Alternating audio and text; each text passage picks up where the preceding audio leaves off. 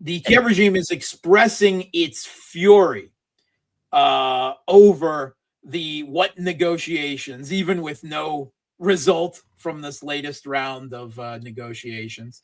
And there has been a statement, presumably,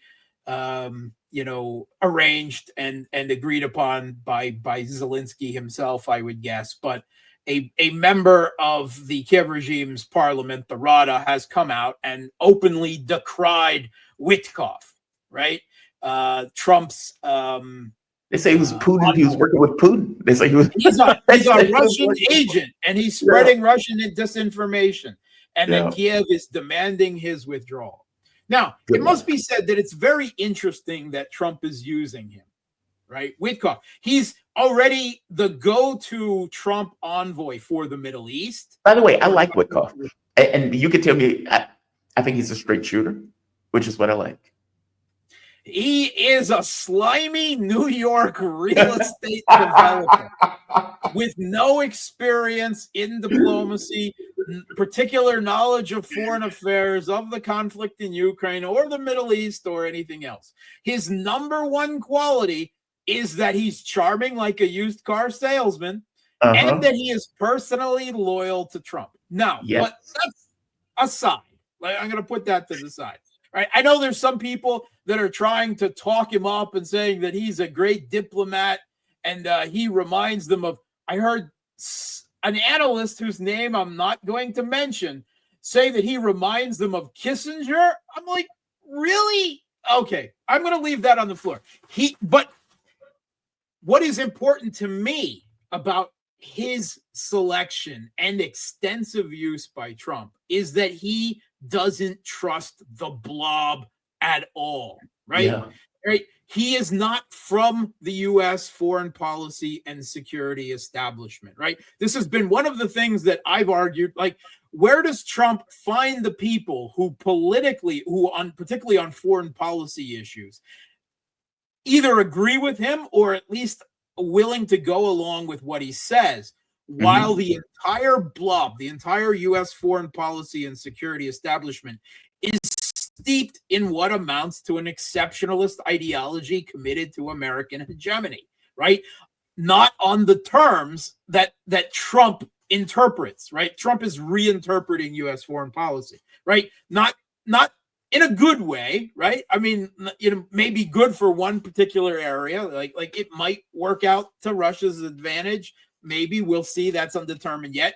The Palestinians and Iranians are probably going to end up on the short end of the stick, right? But he is reprioritizing foreign policy instead of what he sees as a wasteful, expensive pursuit of hegemony that is too costful to the U.S. He wants to be the first great power among three great powers competing for influence and geopolitics in the world.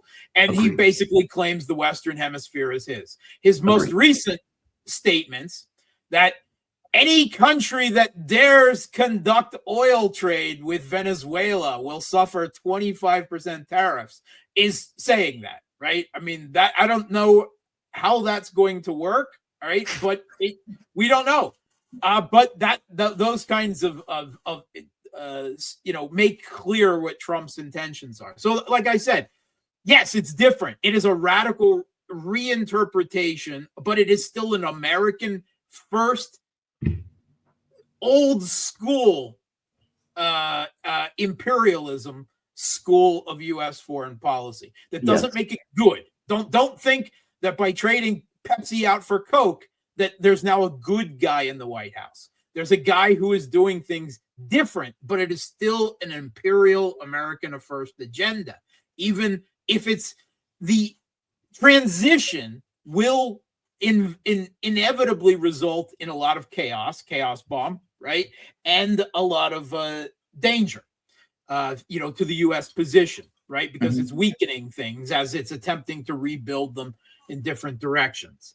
But it is an indication that Trump doesn't trust anyone. And that's how he's getting around, right? He's just not relying for what he considers to be his most important foreign policy negotiations on anyone from the blob because he doesn't trust them. As he right? should. He's going to a loyal personal friend whom has no experience in what he's doing whatsoever, which That's is true. interesting. Right? That is true. But at the very least, it's go and affect my will in a way that I think you'd affect my will, as opposed to a Rubio where you may not actually trust, because this is not really Rubio's position. That's not his point I'm of view. not criticizing it. Yeah. In ultimate terms, I'm pointing out that there are negative things, but I'm saying it's extremely interesting. Yeah. Right. So the Kiev regime side is demanding that Witkoff must go. Right. That he's a Russian propagandist, that he's a Russian agent, and boy, do they not know how to deal with the Trump administration, because this is just going to piss Trump off. Right. I mean, this is literally going to piss Trump off because Witkoff is his good, personal, loyal. What exactly is it that a mafia don calls his sergeants sent out into the field? Because that's lieutenant, like he's a good lieutenant. Yeah, that's effectively what he is, right? Secondly, and part of Zelensky is decrying outright that there are people, right, totally not looking at you, JD Vance and Witkoff and others, that are under Russian influence, right? Which means not under our influence within the Trump administration.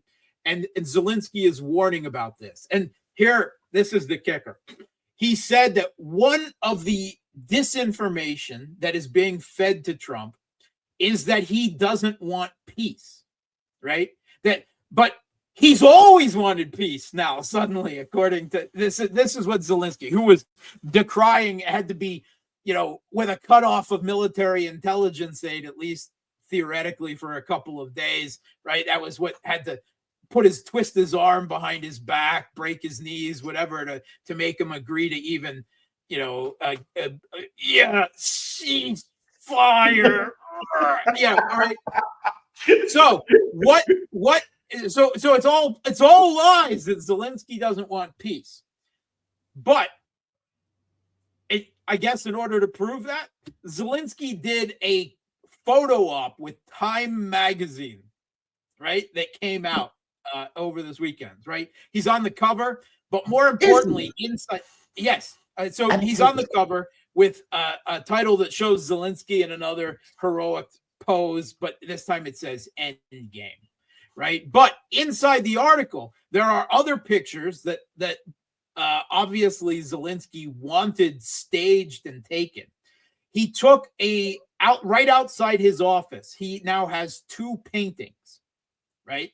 And there's a third one that he mentioned that is in his bedroom, right? That wasn't shown in the photo op. But Zelensky, right, in this photo for Time magazine, standing in between 2 paintings. One is a picture of Ukrainian troops heroically invading Russia in the Kursk region. And the other one is of the Kremlin in flames in Moscow. The third one, which he didn't show, but he told us is in his bedroom, is of a Russian warship being sunk. And he said, "This is where I live." Right? This is where I live. But, right? It's Russian disinformation that I don't want peace, right? So just so you understand where this whole thing is going, this is why the ceasefire on energy infrastructure is already a wash, that Russia is simply continuing to follow despite multiple attacks on their energy infrastructure. And this is just meant as a bone to Trump, or to play along to Trump, whatever. And it's pissing a lot of people off, in the generals and other people in Russia, it must be said. This grain sea, this renewed Black Sea initiative, this grain initiative 3.0, or whatever you want to call it, is grinding to nothing before anything is agreed upon.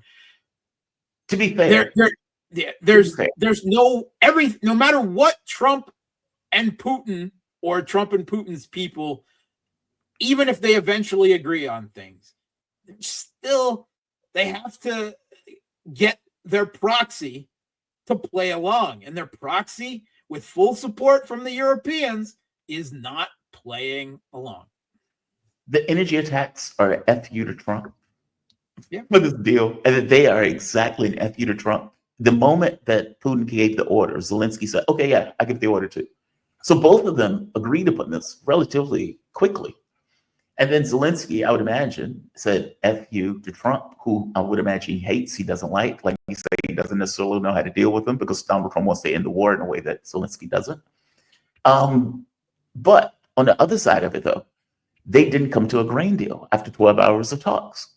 So I would imagine, all, to think that they could come to a deal for something as complicated as inspections of commercial shipping and the like in the Black Sea, right? Which Russia would absolutely, because this is what happened last time, is that the commercial ships were used to transport, grain ships were used to transport arms, from NATO, including from the US, right, into Odessa, right, into the Kiev regime's ports on the Black Sea. And Russia's saying, if we're going to resurrect this thing, then there needs to be real inspections, and there would demand a much more stringent regime.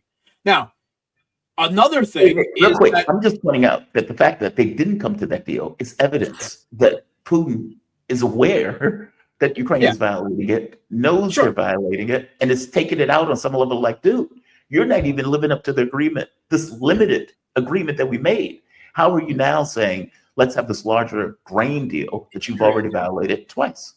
Yeah, and in the previous time, the Kiev regime, of course, was conducting attacks on Russian ships and ports with their drones, somewhat effectively, it must be said, right? Because drones, surface drones, they're a major threat to ships at sea, right? It's a new form of naval warfare. And right now, the truth is that there's actually a lot of trade being conducted through the Black Sea, right? Regular ships go in and out of Odessa and other Ukrainian ports, right? That's happening on a daily basis. It's not like there's no grain going out or anything like this now. Russia occasionally identifies a ship that for sure has military supplies on it and takes it out, right? Or hits the port when it's unloading or something like that. But for the most part, they're still getting lots of stuff through because it is always more efficient, right? It is always much easier to ship things in quantity like vehicles and artillery shells and bombs and the like by ship, by trade, than it is to transport them by train, switching to train and whatever. So that's going on, right? So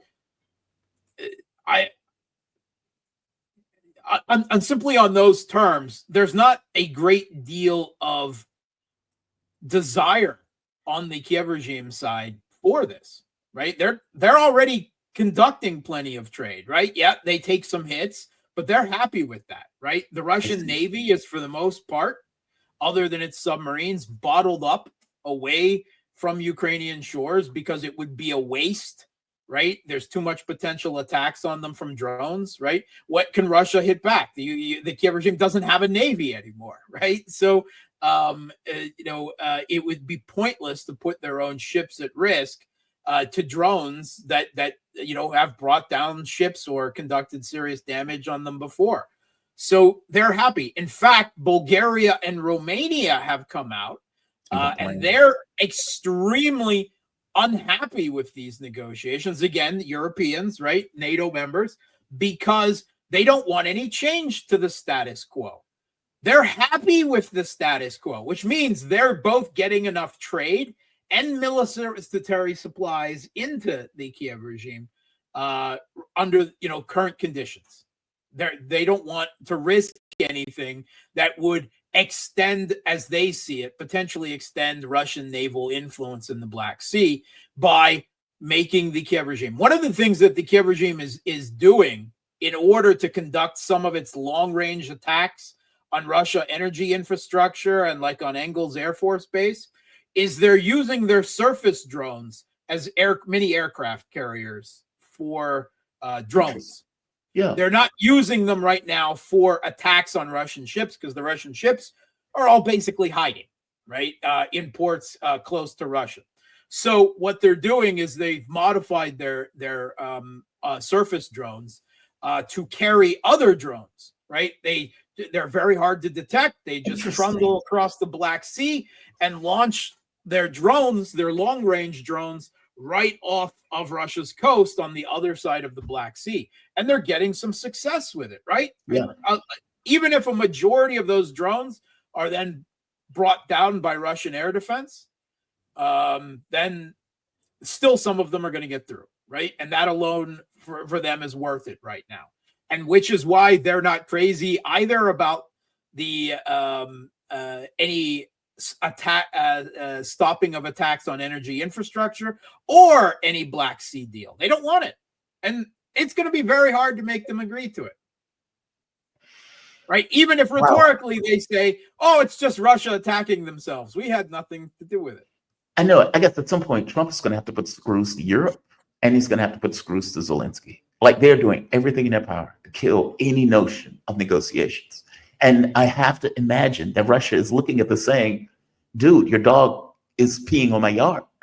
Yeah. Like, meaning whatever we are negotiating for 12 hours, at the end of the day, Ukraine is going rogue. They're blowing up stuff that we agreed upon that they weren't supposed to blow up. Why are we going to agree to a deal when you can't even get this under control? That's the part of the conversation. Is that Russia knows that these will go nowhere, that there is no chance, even if they can come to agreements with the Trump administration, that this will ever become effective because of the opposition by the Kiev regime and the Europeans. They are going along with the process to try to salvage an improvement in bilateral relations with the Trump administration out of this. That is what they're doing. And as far as the Russian are concerned, let's be honest.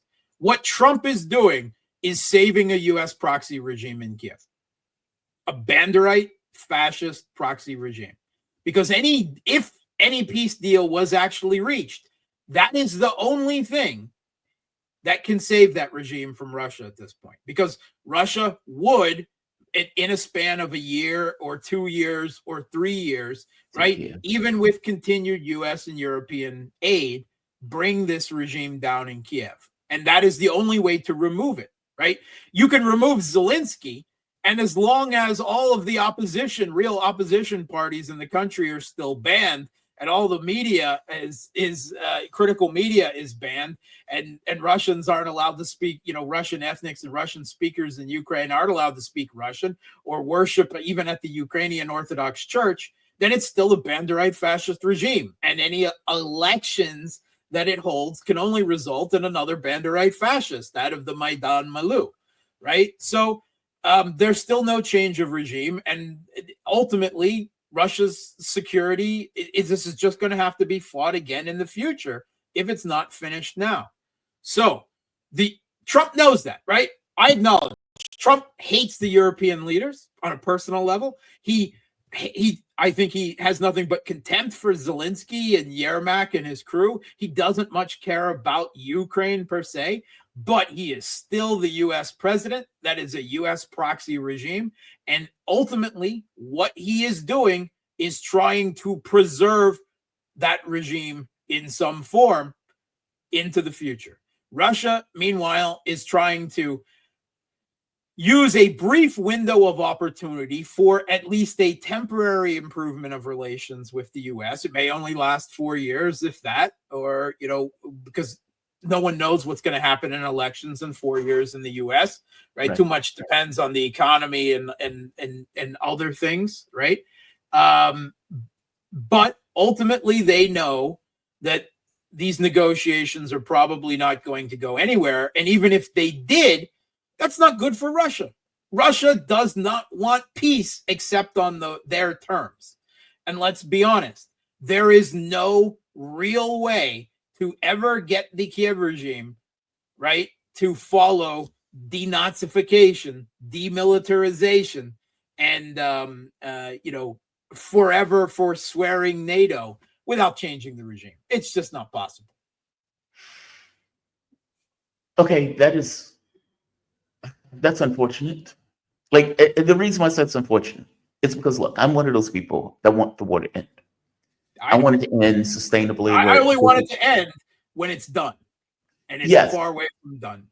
but I don't want it to be something where okay, in 10 years we're in another, at odds with the U.S. over this proxy regime. It will, unless this regime is taken care of for now. There will be another conflict, at the very least, as soon as another Democrat or another neocon Republican is sitting in the White House, if not before then. Which is Okay. why not only do I not think there is any viability for a successful, peaceful settlement of this conflict now or in the short-term future, I think it is extremely undesirable to Russia's interests and national security for any deal that would keep a Western-leaning Banderite fascist putsch regime in Kiev. That means that Moscow will have to go to Kiev. Yeah. Maybe further. But see, they don't want to go further. Like they don't, but there's no other good option. They don't want to, but they have to, right? I didn't want to at the beginning of this conflict. Right. Going into Western Ukraine at the beginning of this conflict, I thought was suicidal. But at this point, it is the least bad option because the only alternative is a permanent anti-Russian militarist state with all of its children indoctrinated to be future warriors against Russia. Zelensky has a picture of the burning Kremlin right outside of his office, right? And try to find me another more sane person than him within the Maidan regime, within the Rada, try to find me someone that is actually Zelensky. He had 2 busts of Stepan Bandera in his military office, the big red and black flag, and the bust of Shukovich. There's no one more sane. But that also means politically, Donald Trump has no one to work with in Ukraine. Yes. He's looking at Yulia Tymoshenko, the gas princess, this old snake, right? Brought out of a veritable political extinction, right? That's who the U.S. is, partly because she's presenting herself. She somehow finagled an invitation to Trump's inauguration, and she's being tossed around. That's whom they would like to see, right? And there's kind of a clear thing, right, where at some point Zelensky will agree to step down, theoretically, and Tymoshenko, who is a sitting MP, could then be declared Speaker of the Rada, right, by agreement from everyone, and then she would automatically become president if Zelensky steps down without the need for elections.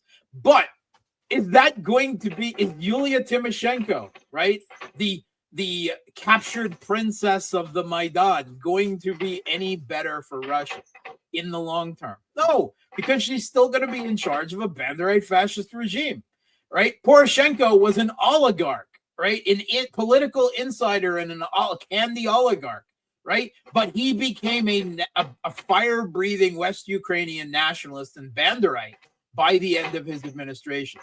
Zelensky was a Jewish ethnic comedian from Krivoy Rog, right?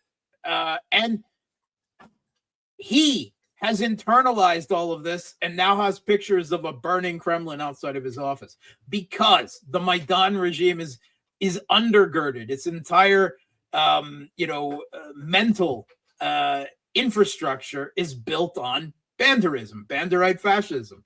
And until that regime in its entirety is swept out, any new figurehead, right, be it Poroshenko or Zelensky or Yulia Tymoshenko, or, Zelensky is already a Banderite fascist, but anyone you put in will inevitably, internalize, become a part of that, because that is what is the nature of the regime that they inherit. So Wow.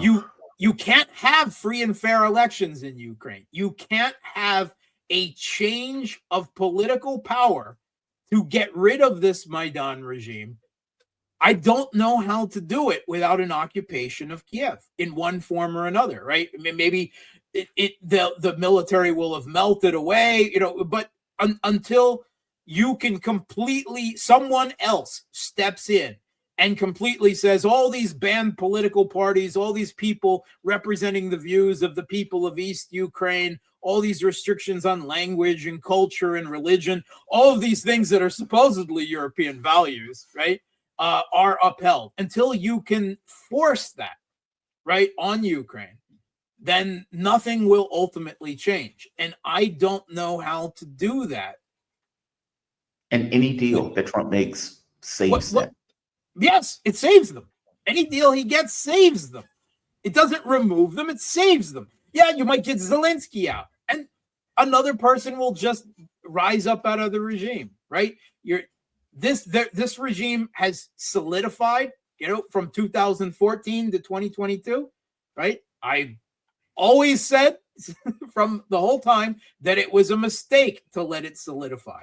But it is now in complete control of the body politic of Ukraine. Even if it is a cancer, even if most Ukrainians don't necessarily agree with it, there is no way to get it to release its hold. It's like an alien, right? From the franchise, stuck in the chest. You can't get that thing out of the person's body without cutting the body open and killing them in the process.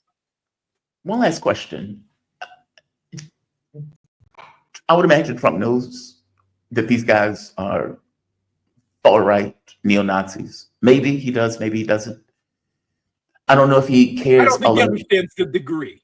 I don't think he understands. Okay. If that's true, and if indeed that's the case, any guy and any person that he gets on some level is going to have to be able to sign a document saying, I want this war to end. And it has been said that anybody who signs that document is going to have to deal with the neo-Nazi with a gun pointing directly at his head saying, I will blow your head off if you sign the document. They would definitely turn on them. There would be a civil war within the Maidan regime, which that would be great for Russia. That is, another possibility but in the end, at the end of that, Russian forces would have to go back in eventually anyway, right? To clean up. That's my point, right? Like anybody that Trump gets to sign a document has to be done in a context where those neo-Nazis are either under leash or are gone. How do you leash? You can't leash ideological hatred like that. Right? And I guess that's kind of my point, right? Does it mean that if they get a deal, those people are not there in the context of a deal because they can't be there because you can't get a deal if they're there? It's meaning for Trump to get what he wants, those neo-Nazis can't be a part of the government of Ukraine because I believe you're right. They are a part of the government. They're all through the government. They're all through the RADA, the security services, the all of the institutions of power, the police, right?